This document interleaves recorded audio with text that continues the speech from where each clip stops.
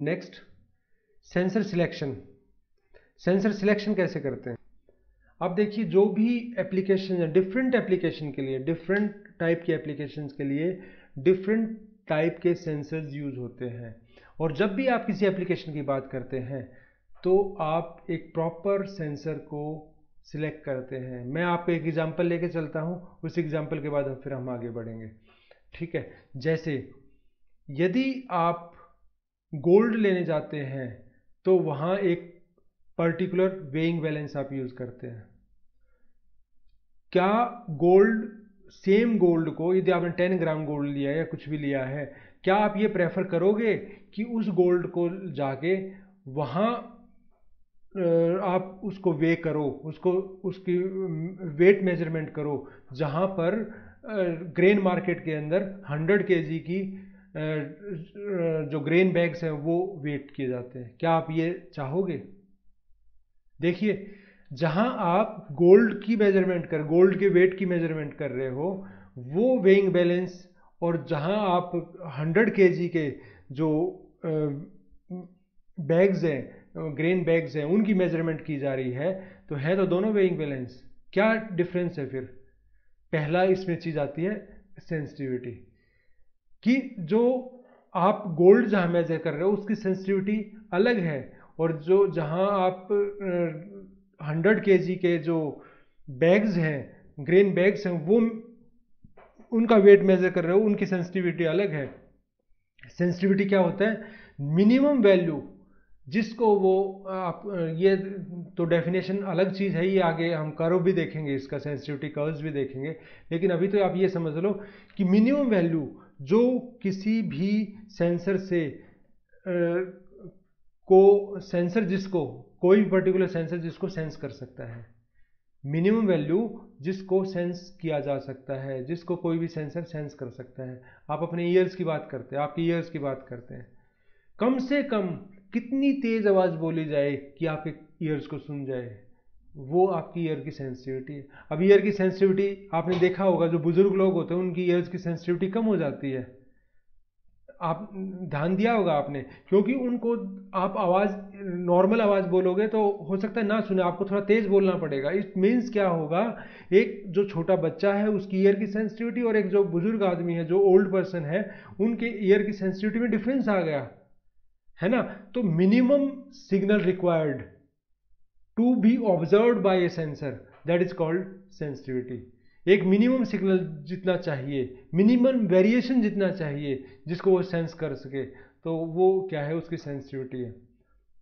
समझ गए हो गया आप? आइज की भी बात कर लें, आइज के अंदर किसी को तो बहुत अच्छे से दिख जाता है, किसी को विदाउट स्पेक्स अच्छे से नहीं दिखता। तो कि इसका मतलब क्या है कि उनकी आइज की सेंसिटिविटी की बात है वो भी। उसके बाद है सेंसिटिविटी एरर।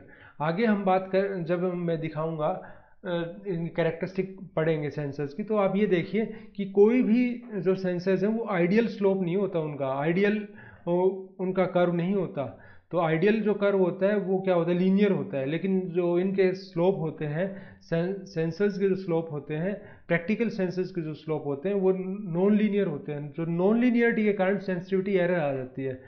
सेंसिटिविटी एरर क्या होती है कि जब वेट कम है, जब आप स्टार्टिंग वेट की बात कर रहे हैं, जब आपने वेट करना शुरू किया, वे करना शुरू किया, तब क्या होगा, उस टाइम तो सेंसिटिविटी अच्छी है, उस टाइम तो आपने 10 मिलीग्राम डाला तो उसने वो डिफ्लेक्शन दिखा दी उसके अंदर। जब आप 10 ग्राम के अराउंड आ गए या आप 5 ग्राम के अराउंड आ गए, तो वहां जाके हो सकता है वो 10 मिलीग्राम के ऊपर सेंसिटिविटी ना दिखाए। 10 मिलीग्राम आपने चेंज किया और वो दिखाए 5 मिलीग्राम चेंज हो गया। ठीक है, मैं एग्जांपल दिया मैंने। इट मीन्स क्या हुआ कि जब आप स्टार्टिंग में जब थे, तब तो उसने जो भी चेंज हुआ वो एज सच 10 मिलीग्राम चेंज किया, तो 10 मिलीग्राम आउटपुट में दिखा दिया। 10 मिलीग्राम इनपुट में चेंज हुआ, 10 मिलीग्राम आउटपुट में। ठीक है, उसके बाद क्या हुआ, जैसे जैसे आप ऊपर बढ़ोगे तो उसकी सेंसिटिविटी कम होती चली जाएगी। मैं एक ग्राफ से समझा सकता हूँ ये आपको। यहां देखिए, यदि मैं एक ग्राफ लूं, ये ग्राफ है, यदि ये ऐसा ग्राफ है तो ये लीनियर है। यदि मैं यहाँ पे इनपुट लेता हूँ, जितना मैं वेट रख रहा हूँ, जितना मैं वेट एक्स्ट्रा डाल रहा हूँ, ये इनपुट है। इनपुट वेरिएशन कह सकते हो कि मैंने कितना चेंज किया है इनपुट के अंदर, ये इनपुट वेरिएशन है। ये जो मैं यहाँ शो कर रहा हूँ, suppose this is delta O, output में कितना चेंज दिखाया उसने, वेइंग बैलेंस ने आउटपुट में कितना चेंज दिखाया। मैंने इतना चेंज किया तो उसने इतना दिखाया, मैंने यहाँ इतना इतना वेट बढ़ाया, आई का मतलब यहाँ करंट नहीं है, इनपुट है, इसको मैं इनपुट से शो करता हूँ, input, this is input, this is output, ठीक है। मैंने इतना चेंज किया तो इसने इतना दिखाया, मैंने इतना चेंज किया तो इतना दिखाया, ये प्रॉपर है, कोई कोई प्रॉब्लम नहीं है। और एक ग्राफ इसके अंदर और कैसा हो सकता है, एक ग्राफ हो सकता है इसके अंदर ऐसा, यहां इतना मैंने चेंज किया तो उसने इनपुट में ये दिखाया, जब मैंने यहां इतना चेंज किया, इनपुट में इतना चेंज किया तो आउटपुट में उसने ज्यादा दिखाया, ठीक है। देखिए आप आउटपुट में उसने यहां, जब मैं चेंज करूंगा, जब मैंने यहां चेंज किया तो ये ग्राफ यहां आ रहा है, और पहले यदि मैं लीनियर स्केल की बात करूंगा तो वो क्या क्या था, वो यहां आ रहा था। मीन्स पहले इतने चेंज के इनपुट चेंज के लिए आउटपुट चेंज यहां आ रहा था, अब क्या है कि इतने इनपुट चेंज के लिए आउटपुट चेंज अब कम हो रहा है, तो इसका मतलब क्या है, सेंसिटिविटी डिक्रीज हो गई। क्या हो गया, सेंसिटिविटी डिक्रीज हो गई। अब उतने ही चेंज के लिए आपके आउटपुट कम दिखा रहा है।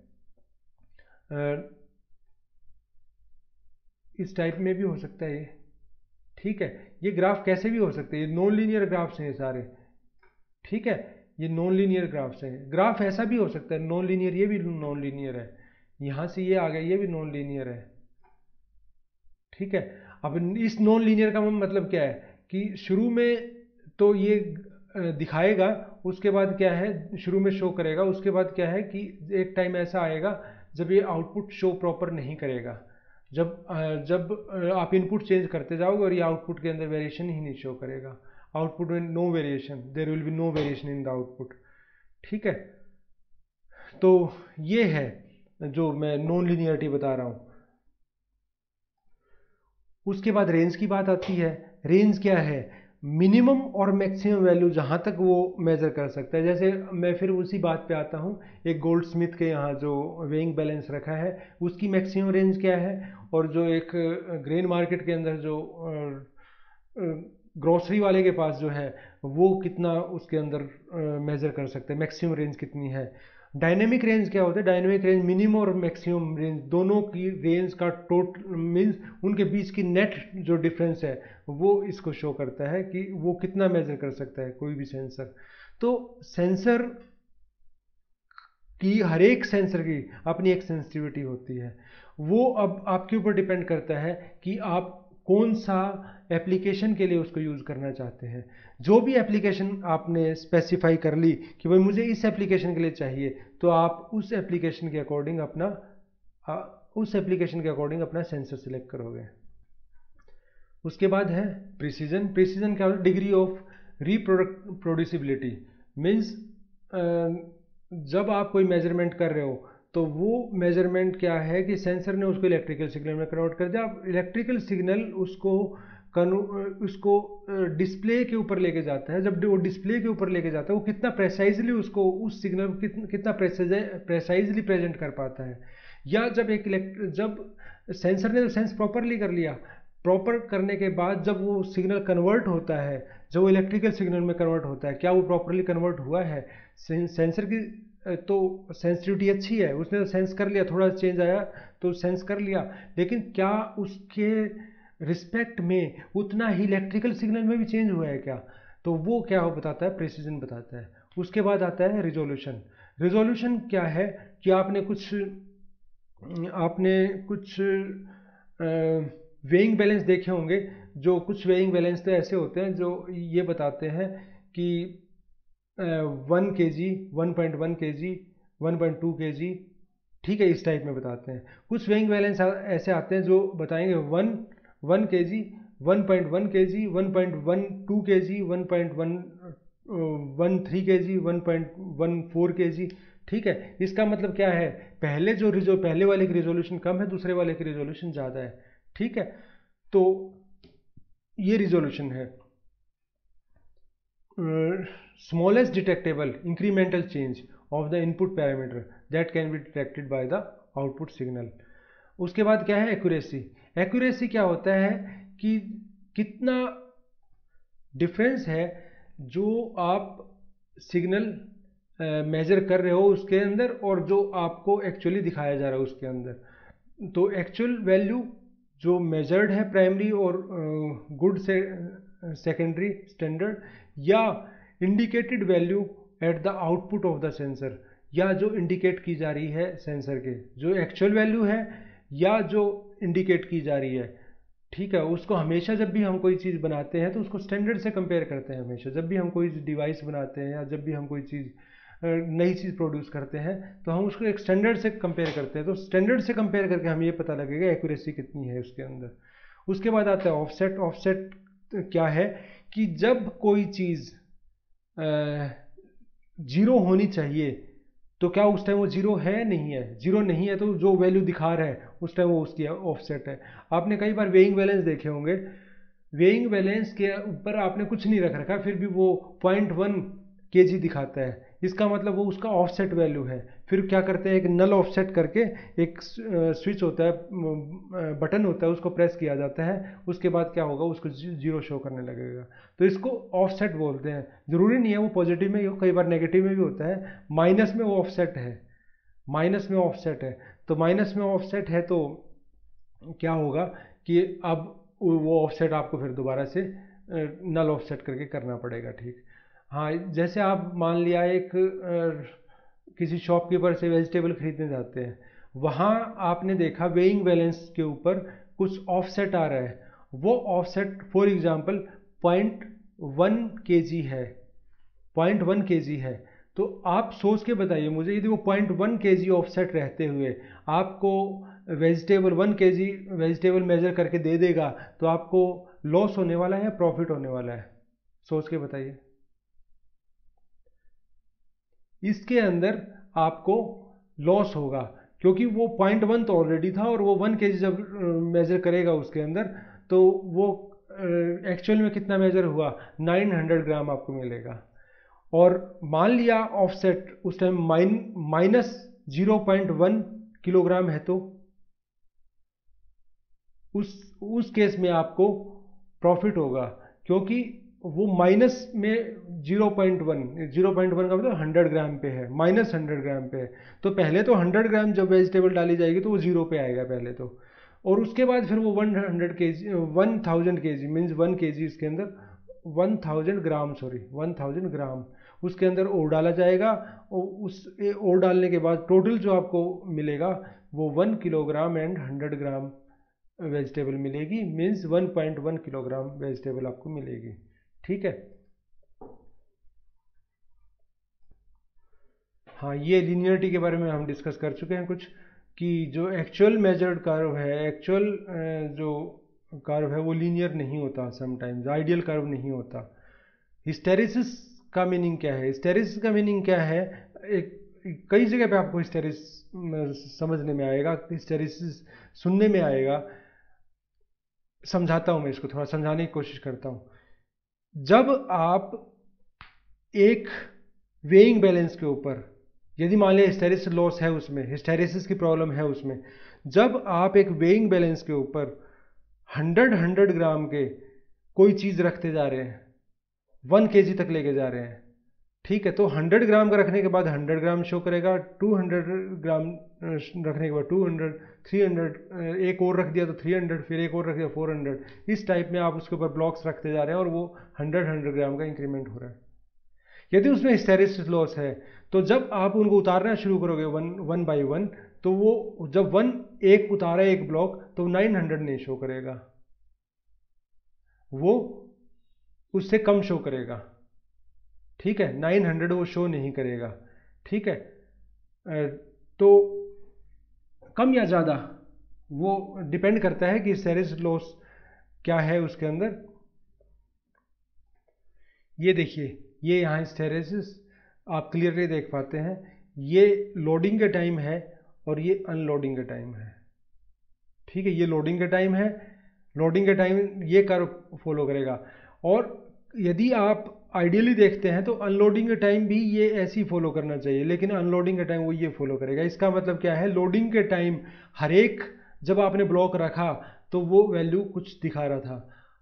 फॉर एग्जांपल यहाँ दिखा रहा था वो 100 ग्राम, यहाँ दिखा रहा 200 ग्राम, यहाँ 300 ग्राम, 400 ग्राम, 500 ग्राम, 600 ग्राम, 700, इस टाइप में। हालांकि ये भी लीनियर नहीं है, नॉन लीनियर है, लेकिन जब आप उसको अनलोडिंग करोगे तो क्या करेगा वो आपको कम दिखाएगा। यहाँ एक आपने उतारा तो वो हो सकता है कि 895 दिखाए, 900 दिखाना चाहिए था, इस तरीके से वो कम शो करेगा आपको वैल्यू। तो ये हिस्टेरेसिस होता है, हिस्टेरेसिस लॉस होता है। रिस्पॉन्स टाइम क्या होता है? रिस्पॉन्स टाइम वो होता है कि एक सेंसर की आउटपुट को वेरी करने में और स्टेबल होने में जितना टाइम लगता है उसको रिस्पॉन्स टाइम बोलते हैं। रिस्पॉन्स टाइम कम से कम होना ज़रूरी है, ठीक है। जहाँ वो भी एप्लीकेशंस के ऊपर डिपेंड करता है कि आप कैसी एप्लीकेशन में है। यदि आपको फ्रिक्वेंटली आपका डाटा चेंज हो रहा है तो आपका रिस्पॉन्स टाइम कम होना चाहिए, क्योंकि ऐसा ना हो कि आपके सेंसर ने तो अभी आउटपुट शो ही नहीं की और इनपुट वेरी करके कुछ और हो गई, ठीक है। तो इसलिए रिस्पॉन्स टाइम कम होना चाहिए। उसके बाद है डायनेमिक लीनियरिटी। ये भी लगभग वही चीज़ है कि जो इनपुट के अंदर पैरामीटर के अंदर जो चेंज आ रहे हैं उनके लिए उसका रिस्पॉन्स कैसा है, उनके लिए वो कैसे रिस्पॉन्स करता है, सेंसर कितना एबल है उसको फॉलो करने के लिए। अब ट्रांसड्यूसर क्या है ये मैं पहले ही बता चुका हूँ, एक बहुत ब्रॉड कंसेप्ट है जो एक टाइप के सिग्नल को दूसरे टाइप के सिग्नल में कन्वर्ट कर देता है, ठीक है। और उसके बाद क्या सेंसर क्या है? सेंसर वो है जो फिजिकल पैरामीटर्स को इलेक्ट्रिकल सिग्नल में कन्वर्ट कर देता है। और उसके बाद नेक्स्ट क्या है? नेक्स्ट है एक्चुएटर। हाँ, मैं इसमें एग्जांपल दूं, सेंसर का एग्जांपल दूं तो माइक्रोफोन एक सेंसर है जो फिजिकल पैरामीटर मीन्स आपकी वॉइस को कन्वर्ट कर देता है इलेक्ट्रिकल पैरामीटर के अंदर। और इलेक्ट्रिकल पैरामीटर क्या है? इलेक्ट्रिकल सिग्नल क्या है? जो माइक से आगे जो सिग्नल एम्पलीफायर को जाता है, ठीक है। और जब मैं एक्चुएटर की बात करता हूँ तो स्पीकर एक एक्चुएटर है। वो क्या करता है? इलेक्ट्रिकल सिग्नल को मैकेनिकल वाइब्रेशंस में कन्वर्ट कर देता है वो, ठीक है। तो समझ आ गया एक्चुएटर और उसमें सेंसर में डिफरेंस। और दोनों ही, चाहे एक्चुएटर है चाहे सेंसर है, वो दोनों ही ट्रांसड्यूसर है। मीन्स ट्रांसड्यूसर के टाइप ही है एक्चुएटर और सेंसर, ठीक है।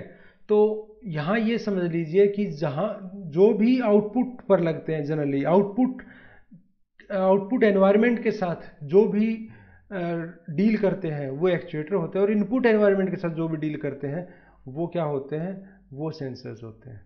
यहाँ ये रियल वर्ल्ड है, रियल वर्ल्ड से आपके सेंसर ने डील किया, सेंसर से डील करके उसने इंटेलिजेंट सिस्टम को दे दिया, इंटेलिजेंट सिस्टम से जो आउटपुट आई वो एक्चुएटर में आई, और एक्चुएटर से कहाँ गई? रियल वर्ल्ड में गई। एक्चुएटर से जो आउटपुट गई कहाँ गई? सपोज कीजिए आपका एक माइक है, माइक के बाद आपका एम्पलीफायर है, एम्पलीफायर के बाद सिग्नल एम्पलीफाई हो गया, आपने स्पीकर में डाल दिया। तो क्या चीज़ है? सेंसर वहाँ क्या है? माइक है। ये क्या है? एम्पलीफायर है। एम्पलीफायर के जो आउटपुट आ रही है वो क्या है? वो स्पीकर से आ रही है आपके आउटपुट, ठीक है। तो वो कहाँ जा रही है? रियल वर्ल्ड में जा रही है। बहुत ईजी कंसेप्ट है, कोई मुश्किल नहीं है। ये ऑलरेडी मैं बता चुका हूँ कि ये इनपुट को सेंस करता है, जनरली एक्चुएटर आउटपुट के ऊपर लगता है। नीड ऑफ सेंसर क्या है? सेंसर्स हमारी लाइफ के अंदर इतना एम्बाइब हो चुके हैं, इतना घुस चुके हैं कि हम आजकल हर जगह सेंसर देखते हैं। कहाँ? हमारी बॉडीज में भी सेंसर हैं, ठीक है। बॉडीज के अंदर आजकल सेंसर्स इम्प्लांट कर देते हैं, ठीक है। जिसको हार्ट में पल्स की प्रॉब्लम होती है, हार्ट में पल्स जनरेट नहीं, इलेक्ट्रिकल पल्स जनरेट नहीं होती, तो उसके अंदर पल्स जनरेट करने के लिए लगा देते हैं, ठीक है। पल्स जनरेटर लगा देते हैं वहाँ। उसके बाद क्या है? ऑटोमोबाइल्स के अंदर क्या है? जो आपका आजकल fuel injection system MPFI micro processor based fuel injection system आता है, वो क्या चीज़ है? वो सेंसर बेस्ड है। और तो और जो आजकल आपके ब्रेकिंग सिस्टम है वो भी सेंसर बेस्ड है, ठीक है। और उसके बाद है aeroplane, cellular telephones, radios, chemical plants, industry plants and countless other applications. ये हर जगह आपको सेंसर मिलेंगे, हर जगह सेंसर। और तो और आपकी सिंपल बाइक की बात करते हैं, बाइक के अंदर से जो एक फ्यूल टैंक का डिस्प्ले करता है कि कितना फ्यूल आपके वहाँ रहता है, वहाँ भी वो सेंसर है। वो सेंसर वहाँ से आपके फ्यूल टैंक के अंदर से सेंस करके और आपके डिस्प्ले पे दिखा देता है कि कितना फ्यूल है इसके अंदर। बिना सेंसर के हम ये मानते हैं कि ऑटोमेशन हो ही नहीं सकता। एक बड़ा फेमस एग्जांपल दिया है इसने कि पोलैंड स्प्रिंग बोटल्स, पानी की बोतल है, बड़ा फेमस पानी है, ये बहुत एक्सपेंसिव है। कहते हैं कि उसके अंदर ह्यूमन इंटरवेंशन नहीं है, वहाँ इंसान का हाथ लगे बिना पोलैंड स्प्रिंग के अंदर से पानी की बोतलें फिल की जाती हैं। तो उन बोटल्स को फिल करने के लिए सोचिए कि वहाँ मैनुअली फिल की जाए तो क्या होगा, तो उसकी इम्पोर्टेंस क्या रह जाएगी? कुछ नहीं, क्योंकि ह्यूमन का इंटरवेंशन हो गया वहाँ। तो ये इसने एक एग्जांपल दिया है। सेंसर की डेविएशंस क्या क्या हो सकती हैं, इन आइडियलिटीज़ क्या हो सकती हैं, ये आपके सिलेबस में बताया था। इन आइडियलिटीज़ क्या हो सकती है, कुछ हम पढ़ चुके हैं, वो कैरेक्टरिस्टिक मान लो उनको, या कुछ हम ये डेविएशन मान सकते हैं। सबसे पहले आता है सेंसिटिविटी एरर, उसके बाद हिस्टेरिसिस एरर, उसके बाद ऑफसेट एरर, फिर नॉन लिनियरिटी, उसके बाद है क्वांटाइजेशन एरर, काफ़ी कुछ मैं बता चुका हूँ। फिर अलाइजिंग एरर, उसके बाद है नॉइस, उसके बाद है ड्रिफ्ट। ये सारी इसके अंदर डिस्टॉर्शंस हो सकती हैं, डेविएशंस हो सकती हैं। सेंसिटिविटी क्या है? सेंसिटिविटी हम पहले भी डिस्कस कर चुके हैं। ये किसी भी मेजरिंग इंस्ट्रूमेंट की रिस्पोंड करने की कैपेबिलिटी है कि वो मेजरिंग, जो मेजर्ड क्वांटिटी है उसके लिए कैसे रिस्पोंड करता है, वो एबिलिटी है। या हम इसको ये बोल सकते हैं, ये आउटपुट का इनपुट से रेशो है, आउटपुट और इनपुट का रेशो है। यदि मैं लीनियर ग्राफ की बात करता हूँ तो उसमें वो रेशो कांस्टेंट रहता है थ्रू आउट, लेकिन जब मैं नॉन लीनियरिटी की बात करता हूँ तो वहाँ वो कांस्टेंट नहीं होता। तो सेंसिटिविटी जो है ये बताती है कि आपका वो रिस्पॉन्स कैसा है। एक टेम्परेचर को मेजर करने के लिए जो सेंसर है उसकी आउटपुट के अंदर V/K एक रेशो है जो आपको ये बता रहा है कि इसका रिस्पॉन्स कैसा होगा, इसका रिस्पॉन्स टेम्परेचर चेंज के लिए कैसा है। मीन्स जो एनवायरनमेंट में जो टेम्परेचर चेंज हो रहा है उसके लिए वो ये किस टाइप का रिस्पॉन्स दे रहा है। हिस्टेरेसिस में बता चुका हूँ, हिस्टेरेसिस की बात हम कर चुके हैं। ऑफसेट एरर की बात करते हैं। ऑफसेट एरर भी मैं एक्सप्लेन कर चुका हूँ कि यहाँ जो वैल्यूज़ हैं, एक्चुअल वैल्यू क्या है। देखिए ये यहाँ ये आ गया तो गेन एरर बोलते हैं इसको, ठीक है, इसको फुल स्केल एरर बोलते हैं। ये दोनों टाइप की एरर इसने हमने यहाँ शो की है। तो ये ऑफसेट एरर है, these are offset error. Offset error मैं आपको पहले ही बता चुका हूँ कि जो आपके जीरो होना चाहिए जब, और जब जीरो नहीं है तो वो एरर होती है, ठीक है।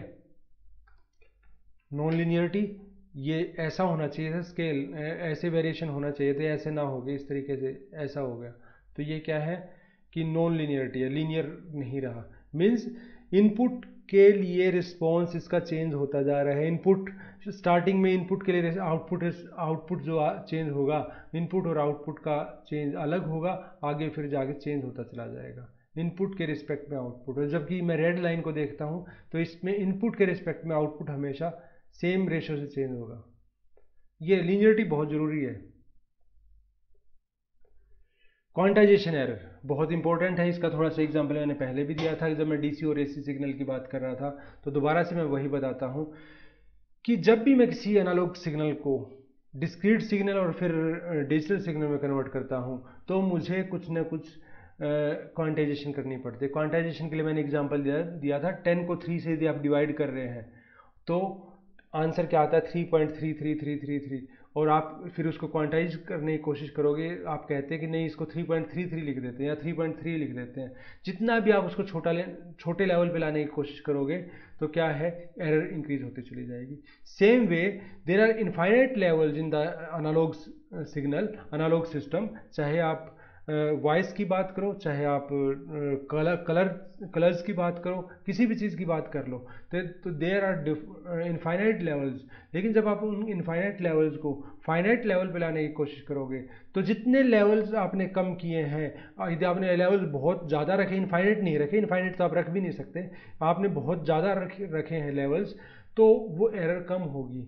ठीक है, जितने आप लेवल्स कम करते जाएंगे वो एरर इंक्रीज होती चली जाएगी। इसका मैंने बहुत अच्छे से अपने डिजिटल इलेक्ट्रॉनिक्स के लेक्चर्स के अंदर बहुत अच्छे से एक्सप्लेन किया है, वो आप देख सकते हैं। अलाइजिंग एरर, ये एरर क्या होती है? जब हम किसी भी सिग्नल को कन्वर्ट करते हैं, डिजिटल फॉर्म में कन्वर्ट करते हैं, पहले उसकी हमें सैम्पलिंग करनी पड़ती है, जैसे मैंने बताया था। तो कोई भी सिग्नल होगा, यदि आप साइनसॉइडल सिग्नल की बात कर रहे हैं, या कोई ट्रेंगुलर ले लो, या कोई स्क्वायर सिग्नल ले लो, कोई भी ले लो, तो वहाँ ये जो यहाँ जो सिग्नल है वही सिग्नल यहाँ भी एग्जिस्ट करता है, यहीं जो यहाँ जो सिग्नल है वो सिग्नल यहाँ भी एग्जिस्ट करता है। तो समटाइम्स इसको हम ये कहते हैं अलाइजिंग इफेक्ट आ जाएगा ये, क्योंकि जो सिग्नल यहाँ है वो यहाँ भी है, यहाँ है वो यहाँ भी है। तो ये ज़्यादा मोस्टली कहाँ देखने में मिलता है? ये जहाँ सैम्पलिंग फ्रीक्वेंसी के आसपास, जो सैम्पलिंग फ्रीक्वेंसी होती है उस रेट के आसपास ये इफेक्ट आपको देखने में मिलेगा।